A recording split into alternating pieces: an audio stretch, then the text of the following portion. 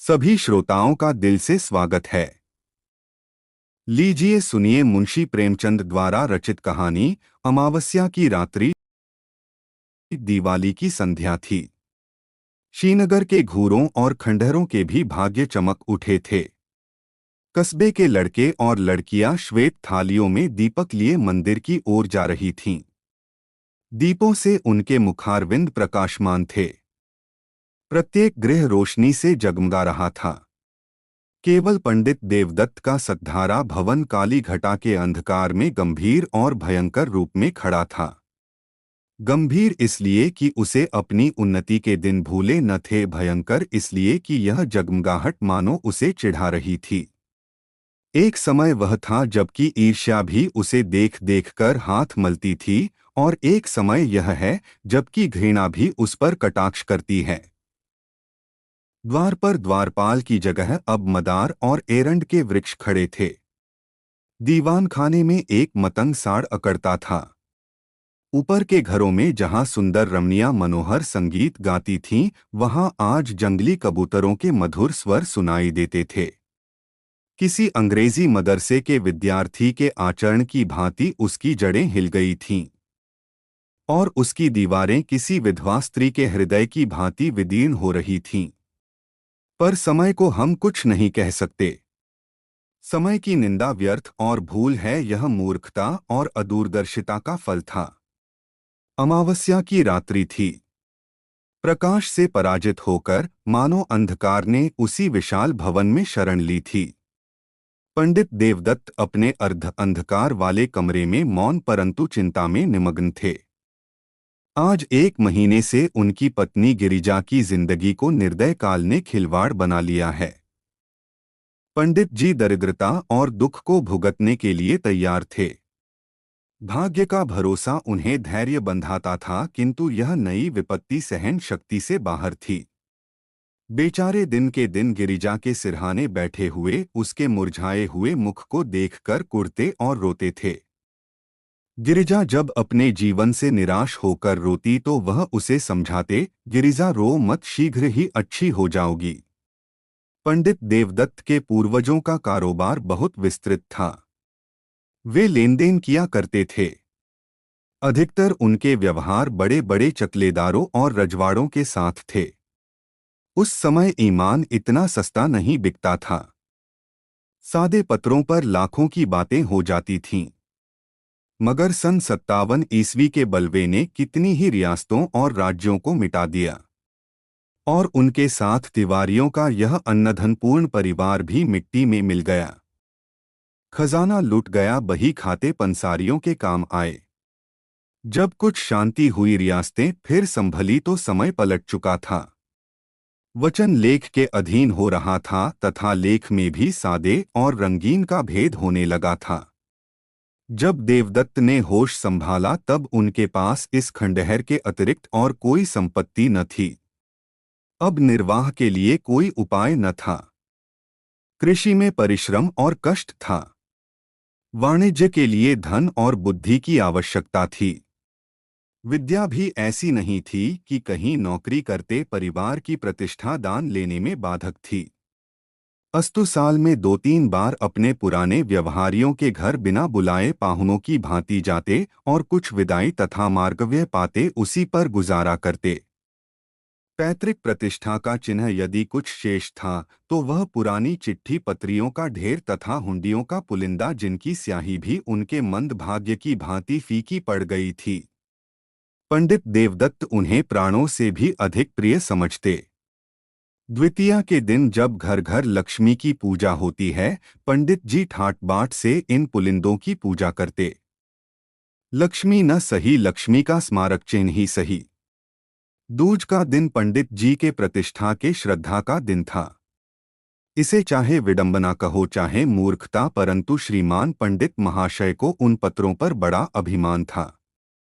जब गांव में कोई विवाद छिड़ जाता तो यह सड़ेगले कागजों की सेना ही बहुत काम कर जाती और प्रतिवादी शत्रु को हार माननी पड़ती। यदि 70 पीढ़ियों से शस्त्र की सूरत न देखने पर भी लोग क्षत्रिय होने का अभिमान करते हैं, तो पंडित देवदत्त का उन लेखों पर अभिमान करना अनुचित नहीं कहा जा सकता जिसमें 70 लाख रुपयों की रकम छिपी हुई थी। वही अमावस्या की रात्रि थी, किंतु दीपमालिका अपनी अल्प जीवनी समाप्त कर चुकी थी। चारों ओर जुआरियों के लिए यह शकुन की रात्रि थी, क्योंकि आज की हार साल भर की हार होती है। लक्ष्मी के आगमन की धूम थी। कौड़ियों पर अशर्फियां लुट रही थीं। भट्ठियों में शराब के बदले पानी बिक रहा था। पंडित देवदत्त के अतिरिक्त कस्बे में कोई ऐसा मनुष्य नहीं था जो कि दूसरों की कमाई समेटने की धुन में न हो। आज भोर से ही गिरिजा की अवस्था शोचनीय थी। विषम ज्वर उसे एक एक क्षण में मूर्छित कर रहा था। एकाएक उसने चौंक कर आंखें खोलीं और अत्यंत क्षीण स्वर में कहा, आज तो दिवाली है। देवदत्त ऐसा निराश हो रहा था कि गिरिजा को चैतन्य देखकर भी उसे आनंद नहीं हुआ। बोला, हाँ आज दिवाली है। गिरिजा ने आंसू-भरी दृष्टि से इधर-उधर देखकर कहा, हमारे घर में क्या दीपक न जलेंगे? देवदत्त फूट फूट कर रोने लगा। गिरिजा ने फिर उसी स्वर में कहा, देखो आज बरस भर के दिन भी घर अंधेरा रह गया। मुझे उठा दो, मैं भी अपने घर दिए जलाऊंगी। ये बातें देवदत्त के हृदय में चुभी जाती थीं। मनुष्य की अंतिम घड़ी लालसाओं और भावनाओं में व्यतीत होती है। इस नगर में लाला शंकरदास अच्छे प्रसिद्ध वैद्य थे। अपने प्राण संजीवन औषधालय में दवाओं के स्थान पर छापने का प्रेस रखे हुए थे। दवाइयां कम बनती थीं, इश्तहार अधिक प्रकाशित होते थे। वे कहा करते थे कि बीमारी केवल रईसों का ढकोसला है और पॉलिटिकल इकोनॉमी के, राजनीतिक अर्थशास्त्र के अनुसार इस विलास पदार्थ से जितना अधिक संभव हो टैक्स लेना चाहिए। यदि कोई निर्धन है तो हो, यदि कोई मरता है तो मरे। उसे क्या अधिकार है कि बीमार पड़े और मुफ्त में दवा कराए? भारतवर्ष की यह दशा अधिकतर मुफ्त दवा कराने से हुई है। इसने मनुष्यों को असावधान और बलहीन बना दिया है। देवदत्त महीने भर नित्य उनके निकट दवा लेने आता था, परंतु वैद्य जी कभी उसकी ओर इतना ध्यान नहीं देते थे कि वह अपनी शोचनीय दशा प्रकट कर सके। वैद्य जी के हृदय के कोमल भाग तक पहुंचने के लिए देवदत्त ने बहुत कुछ हाथ पैर चलाए। वह आंखों में आंसू भरे आता, किंतु वैद्य जी का हृदय ठोस था, उसमें कोमल भाव था ही नहीं। वही अमावस्या की डरावनी रात थी। गगन मंडल में तारे आधी रात के बीतने पर और भी अधिक प्रकाशित हो रहे थे, मानो श्रीनगर की बुझी हुई दिवाली पर कटाक्षयुक्त आनंद के साथ मुस्करा रहे थे। देवदत्त बेचैनी की दशा में गिरिजा के सिरहाने से उठे और वैद्य जी के मकान की ओर चले। वे जानते थे कि लाला जी बिना फीस लिए कदापि नहीं आएंगे, किंतु हताश होने पर भी आशा पीछा नहीं छोड़ती। देवदत्त कदम आगे बढ़ाते चले जाते थे। हकीम जी उस समय अपने रामबाण बिदु का विज्ञापन लिखने में व्यस्त थे। उस विज्ञापन की भावप्रद भाषा तथा आकर्षण शक्ति देखकर कह नहीं सकते कि वे वैद्य शिरोमणि थे या सुलेखक विद्यावारिधि। पाठक आप उनके उर्दू विज्ञापन का साक्षात दर्शन कर लें। नाजरीन, आप जानते हैं कि मैं कौन हूँ। आपका जर्द चेहरा, आपका तने लागिर, आपका जरासी मेहनत में बेदम हो जाना, आपका लज्जात दुनिया में महरूम रहना, आपका खाना तरीकी, यह सब इस सवाल का नफी में जवाब देते हैं। सुनिए, मैं कौन हूँ? मैं वह शख्स हूँ जिसने इमराज इंसानी को पर्दे दुनिया से गायब कर देने का बीड़ा उठाया है, जिसने इश्तिहारबाज जा फरोश गंदुमनुमा बने हुए हकीमों को बेखबर व बुन से खोद कर दुनिया को पाक कर देने का अज़्म विल जज़्म कर लिया है। मैं वह हैरतंगेज इंसान जयफुल बयान हूँ जो नाशाद को दिलशाद, नामुराद को बामुराद, भगोड़े को दिलेर, गीदड़ को शेर बनाता है। और यह किसी जादू से नहीं, मंत्र से नहीं, वह मेरी ईजाद करदा अमृत बिंदु के अदना करिश्मे हैं। अमृत बिंदु क्या है, इसे कुछ मैं ही जानता हूँ। महर्षि अगस्त ने धन्वंतरी के कानों में इसका नुस्खा बतलाया था। जिस वक्त आप वीपी पार्सल खोलेंगे आप पर उसकी हकीकत रोशन हो जाएगी। यह आबेहयात है। यह मर्दानगी का जौहर, फरजानगी का अक्सीर, अक्ल का मुरब्बा और ज़ेहन का शकील है। अगर वर्षों की मुशायराबाजी ने भी आपको शायर नहीं बनाया, अगर शबे रोज़ के रटंत पर भी आप इम्तहान में कामयाब नहीं हो सके, अगर दल्लालों की खुशामद और मुवक्किलों की नाजबरदारी के बावजूद भी आप अहाते अदालत में भूखे कुत्ते की तरह चक्कर लगाते फिरते हैं, अगर आप गला फाड़ फाड़ चीखने, मेज पर हाथ पैर पटकने पर भी अपनी तकरीर से कोई असर पैदा नहीं कर सकते, तो आप अमृत बिंदु का इस्तेमाल कीजिए। इसका सबसे बड़ा फायदा जो पहले ही दिन मालूम हो जाएगा यह है कि आपकी आंखें खुल जाएंगी और आप फिर कभी इश्तहारबाज हकीमों के दाम फरेब में न फंसेंगे। वैद्य जी इस विज्ञापन को समाप्त कर उच्च स्वर से पढ़ रहे थे। उनके नेत्रों में उचित अभिमान और आशा झलक रही थी कि इतने में देवदत्त ने बाहर से आवाज दी। वैद्य जी बहुत खुश हुए। रात के समय उनकी फीस दुगुनी थी। लालटेन लिए बाहर निकले तो देवदत्त रोता हुआ उनके पैरों से लिपट गया और बोला, वैद्य जी इस समय मुझ पर दया कीजिए।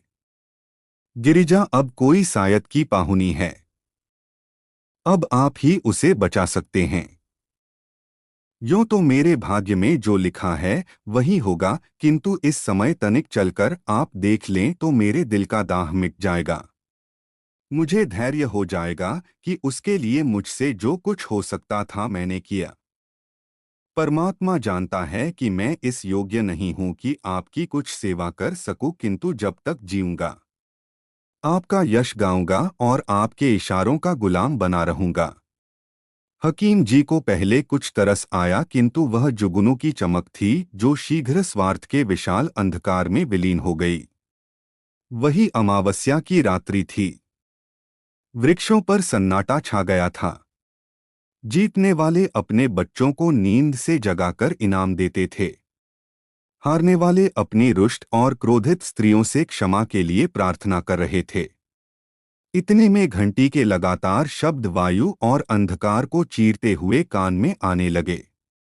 उनकी सुहावनी ध्वनि इस निस्तब्ध अवस्था में अत्यंत भली प्रतीत होती थी।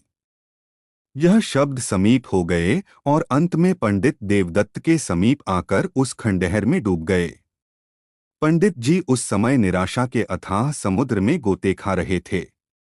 शोक में इस योग्य भी नहीं थे कि प्राणों से भी अधिक प्यारी गिरिजा का दवादर्पण कर सकें। क्या करें, इस निष्ठुर वैद्य को यहाँ कैसे लाएं? जालिम, मैं सारी उम्र तेरी गुलामी करता, तेरे इश्तिहार छापता, तेरी दवाइयाँ कूटता। आज पंडित जी को यह ज्ञात हुआ है कि 70 लाख की चिट्ठी पत्रियां इतनी कौड़ियों के मोल भी नहीं। पैतृक प्रतिष्ठा का अहंकार अब आंखों से दूर हो गया। उन्होंने उस मखमली थैले को संदूक से बाहर निकाला और उन चिट्ठी पत्रियों को, जो बापदादों की कमाई का शेषांश थीं और प्रतिष्ठा की भांति जिनकी रक्षा की जाती थी, एक एक करके दिया को अर्पण करने लगे। जिस तरह सुख और आनंद से पालित शरीर चिता की भेंट हो जाती है, उसी प्रकार वह कागजी पुतलियां भी उस प्रज्वलित दिया के धधकते हुए मुंह का ग्रास बनती थीं। इतने में किसी ने बाहर से पंडित जी को पुकारा। उन्होंने चौंक कर सिर उठाया।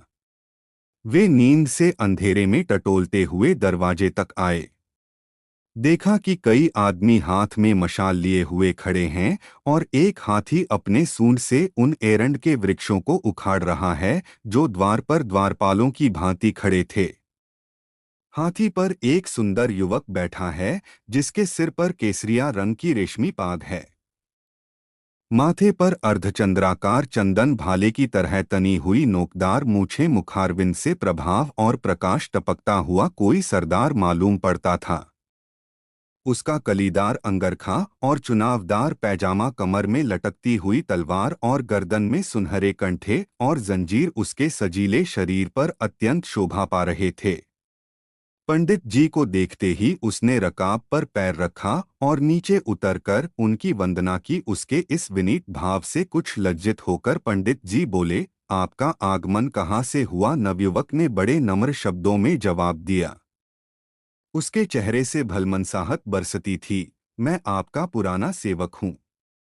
दास का घर राजनगर है। मैं वहां का जागीरदार हूँ। मेरे पूर्वजों पर आपके पूर्वजों ने बड़े अनुग्रह किए हैं।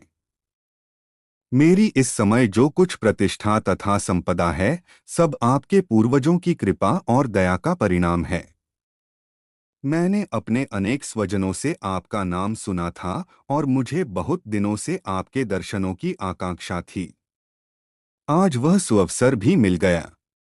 अब मेरा जन्म सफल हुआ। पंडित देवदत्त की आंखों में आंसू भर आए। पैतृक प्रतिष्ठा का अभिमान उनके हृदय का कोमल भाग था। वह दीनता जो उनके मुख पर छाई हुई थी थोड़ी देर के लिए विदा हो गई। वे गंभीर भाव धारण करके बोले, यह आपका अनुग्रह है जो ऐसा कहते हैं। नहीं तो मुझ जैसे कपूत में तो इतनी भी योग्यता नहीं है जो अपने को उन लोगों की संतति कह सकूं। इतने में नौकरों ने आंगन में फर्श बिछा दिया। दोनों आदमी उस पर बैठे और बातें होने लगीं, वे बातें जिनका प्रत्येक शब्द पंडित जी के मुख को इस तरह प्रफुल्लित कर रहा था जिस तरह प्रातःकाल की वायु फूलों को खिला देती है। पंडित जी के पितामह ने नवयुवक ठाकुर के पितामह को 25 सहस्त्र रुपए कर्ज दिए थे। ठाकुर अब गया में जाकर अपने पूर्वजों का श्राद्ध करना चाहता था। इसलिए जरूरी था कि उसके जिम्मे जो कुछ ऋण हो उसकी एक एक कौड़ी चुका दी जाए। ठाकुर को पुराने बही खाते में यह ऋण दिखाई दिया। 25 के अब 75,000 हो चुके। वही ऋण चुका देने के लिए ठाकुर आया था। धर्म ही वह शक्ति है जो अंतःकरण में ओजस्वी विचारों को पैदा करती है। हाँ, इस विचार को कार्य में लाने के लिए पवित्र और बलवान आत्मा की आवश्यकता है। नहीं तो वे ही विचार क्रूर और पापमय हो जाते हैं। अंत में ठाकुर ने कहा, आपके पास तो वे चिट्ठियां होंगी। देवदत्त का दिल बैठ गया। वे संभल कर बोले, संभवतः हों। कुछ कह नहीं सकते। ठाकुर ने लापरवाही से कहा, ढूंढिए, यदि मिल जाए तो हम लेते जाएंगे। पंडित देवदत्त उठे लेकिन हृदय ठंडा हो रहा था। शंका होने लगी कि कहीं भाग्य हरे बाग न दिखा रहा हो। कौन जाने वह पुर्जा जल कर राख हो गया या नहीं। यदि न मिला तो रुपए कौन देता है। शोक की दूध का प्याला सामने आकर हाथ से छूट जाता है। हे भगवान, वह पत्री मिल जाए। हमने अनेक कष्ट पाए हैं, अब हम पर दया करो। इस प्रकार आशा और निराशा की दशा में देवदत्त भीतर गए और दिया के टिमटिमाते हुए प्रकाश में बचे हुए पत्रों को उलट पुलट कर देखने लगे। वे उछल पड़े और उमंग में भरे हुए पागलों की भांति आनंद की अवस्था में 2-3 बार कूदे। तब दौड़कर गिरिजा को गले से लगा लिया और बोले, प्यारी, यदि ईश्वर ने चाहा तो तू अब बच जाएगी। उन्मत्तता में उन्हें एकदम यह नहीं जान पड़ा कि गिरिजा अब नहीं है, केवल उसकी लोथ है। देवदत्त ने पत्री को उठा लिया और द्वार तक वे इसी तेजी से आए मानो पावों में पर लग गए। परंतु यहाँ उन्होंने अपने को रोका और हृदय में आनंद की उमड़ती हुई तरंग को रोककर कहा, यह लीजिए, वह पत्री मिल गई। संयोग की बात है, नहीं तो 70 लाख के कागज दीनकों के आहार बन गए। आकस्मिक सफलता में कभी कभी संदेह बाधा डालता है। जब ठाकुर ने उस पत्री को लेने को हाथ बढ़ाया तो देवदत्त को संदेह हुआ कि कहीं वह उसे फाड़कर फेंक न दे। यद्यपि यह संदेह निरर्थक था, किंतु मनुष्य कमजोरियों का पुतला है। ठाकुर ने उनके मन के भाव को ताड़ लिया। उसने बेपरवाही से पत्री को लिया और मशाल के प्रकाश में देखकर कहा, अब मुझे विश्वास हुआ। यह लीजिए, आपका रुपया आपके समक्ष है। आशीर्वाद दीजिए कि मेरे पूर्वजों की मुक्ति हो जाए। यह कहकर उसने अपनी कमर से एक थैला निकाला और उसमें से एक 1,000 के 75 नोट निकालकर देवदत्त को दे दिए। पंडित जी का हृदय बड़े वेग से धड़क रहा था। नाड़ी तीव्रगति से कूद रही थी। उन्होंने चारों ओर चौकन्नी दृष्टि से देखा कि कहीं कोई दूसरा तो नहीं खड़ा है, और तब कांपते हुए हाथों से नोटों को ले लिया। अपनी उच्चता प्रकट करने की व्यर्थ चेष्टा में उन्होंने नोटों की गणना भी नहीं की, केवल उड़ती हुई दृष्टि से देखकर उन्हें समेटा और जेब में डाल लिया। वही अमावस्या की रात्रि थी। स्वर्गीय दीपक भी धुंधले हो चुके थे। उनकी यात्रा सूर्यनारायण के आने की सूचना दे रही थी। उद्याचल फिरोजी बाना पहन चुका था। अस्ताचल में भी हल्के श्वेत रंग की आभा दिखाई दे रही थी। पंडित देवदत्त ठाकुर को विदा करके घर चले। उस समय उनका हृदय उदारता के निर्मल प्रकाश से प्रकाशित हो रहा था। कोई प्रार्थी उस समय उनके घर से निराश नहीं जा सकता था। सत्यनारायण की कथा धूमधाम से सुनने का निश्चय हो चुका था। गिरिजा के लिए कपड़े और गहने के विचार ठीक हो गए। अंतःपुर में ही उन्होंने शालिग्राम के सम्मुख मनसावाचा कर्मणा सिर झुकाया और तब शेष चिट्ठी पत्रियों को समेटकर उसी मखमली थैले में रख दिया। किंतु अब उनका यह विचार नहीं था कि संभवतः उन मुर्दों में भी कोई जीवित हो उठे। वरन जीविका से निश्चिंत हो अब वे पैतृक प्रतिष्ठा पर अभिमान कर सकते थे। उस समय वे धैर्य और उत्साह के नशे में मस्त थे। बस अब मुझे जिंदगी में अधिक संपदा की जरूरत नहीं। ईश्वर ने मुझे इतना दे दिया है। इसमें मेरी और गिरिजा की जिंदगी आनंद से कट जाएगी। उन्हें क्या खबर थी कि गिरिजा की जिंदगी पहले कट चुकी है। उनके दिल में यह विचार गुदगुदा रहा था कि जिस समय गिरिजा इस आनंद समाचार को सुनेगी उस समय अवश्य उठ बैठेगी। चिंता और कष्ट ने ही उसकी ऐसी दुर्गति बना दी है। जिसे भरपेट कभी रोटी नसीब न हुई, जो कभी नैराश्यमय धैर्य और निर्धनता के हृदय विदारक बंधन से मुक्त न हुई, उसकी दशा इसके सिवा और हो ही क्या सकती है। यह सोचते हुए वे गिरिजा के पास गए और आहिस्ता से हिलाकर बोले, गिरिजा आंखें खोलो। देखो, ईश्वर ने तुम्हारी विनती सुन ली और हमारे ऊपर दया की कैसी तबीयत है। किंतु जब गिरिजा तनिक भी न मिनकी तब उन्होंने चादर उठा दी और उसके मुंह की ओर देखा। हृदय से एक करुणात्मक ठंडी आह निकली। वे वहीं सिर थाम कर बैठ गए। आंखों से शोणित की बूंदें सी टपक पड़ी। क्या यह संपदा इतने महंगे मूल्य पर मिली है? क्या परमात्मा के दरबार से मुझे इस प्यारी जान का मूल्य दिया गया है? ईश्वर, तुम खूब न्याय करते हो। मुझे गिरिजा की आवश्यकता है, रुपयों की आवश्यकता नहीं। यह सौदा बड़ा महंगा है। अमावस्या की अंधेरी रात गिरिजा के अंधकारमय जीवन की भांति समाप्त हो चुकी थी। खेतों में हल चलाने वाले किसान ऊंचे और सुहावने स्वर से गा रहे थे। सर्दी से कांपते हुए बच्चे सूर्य देवता से बाहर निकलने की प्रार्थना कर रहे थे। पनघट पर गांव की अलबेली स्त्रियां जमा हो गई थीं। पानी भरने के लिए नहीं, हंसने के लिए। कोई घड़े को कुएं में डाले हुए अपनी पोपली सास की नकल कर रही थी। कोई खंभों से चिपटी हुई अपनी सहेली से मुस्कुराकर प्रेम रहस्य की बातें करती थी। बूढ़ी स्त्रियां पोतों को गोद में लिए अपनी बहुओं को कोस रही थीं कि घंटे भर हुए अब तक कुएं से नहीं लौटीं। किंतु राजवैद्य लाला शंकरदास अभी तक मीठी नींद ले रहे थे। खांसते हुए बच्चे और कराहते हुए बूढ़े उनके औषधालय के द्वार पर जमा हो चले थे। इस भीड़ भड़ से कुछ दूर पर दो तीन सुंदर किंतु मुरझाए हुए नवयुवक टहल रहे थे और वैद्य जी से एकांत में कुछ बातें किया चाहते थे।